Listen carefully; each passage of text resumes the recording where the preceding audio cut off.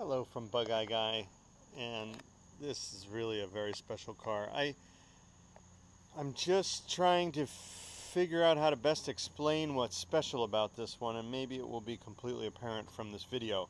It is, I think, in the intervening 10 years since we first had this car, it has become much more common for these sprites to be superbly modified. They're very, very popular when they're done right with more of a performance identity, and this one has it just has so many things going for it. It has better wheels, better engine, better transmission, better paint job, more metallic, more beautiful, better color scheme, and on and on and on. A flip forward nose, leather hold down straps, custom interior. It's just a very, very well executed, very handsome, very distinctive, and sort of, if elegant is the right word for a Bug Eye, it communicates that. I think there's something very stately about tan and burgundy. It's very elegant, and even though this was an $1,800 car when new, and a very simple one at that, it just looks elegant configured this way. So I'm really in love with this car.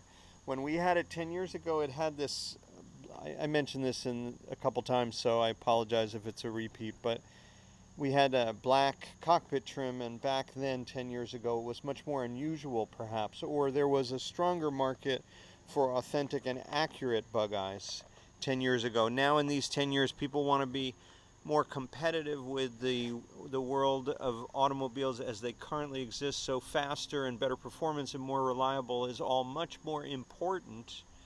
And if that means, I guess that really what that does is it opens up all these different kind of style possibilities, and this is a uniquely styled car. If you're looking for accuracy and you're watching this video and you're saying, wow, this isn't the right starter button, exactly, it isn't. And it's also not the right uncovered dashboard.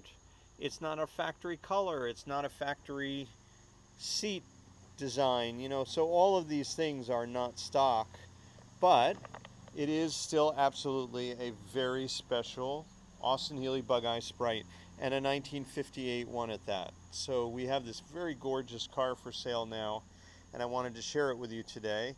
I'm going to open the engine bay for you as well, so you'll be able to see what we've got going on under the hood. It just takes two hands, so I'll be back in a second. So with this flip forward nose flipped forward, you can see they did a gorgeous job. It's a little dirty, but fantastic finish. It's a mirror finish on the underside.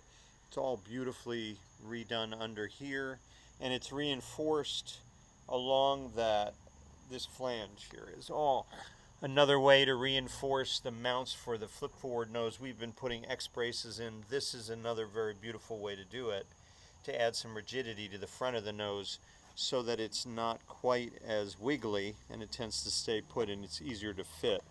So that was really done to a high standard. They've relieved this outer inner fender area for these 185 tires. These are these really nice, super light, Australian-made mag wheels, which is a 185/60 13 tire. Sorry, 185/60 H13. That's right, 185/60 series tire.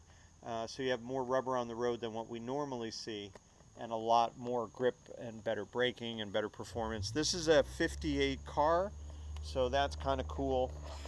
It also has this Delorto side draft, which is a beautiful thing, a lifetime air filter. It has a 6-blade fan, an original style radiator. We might want to add an aluminum radiator to that.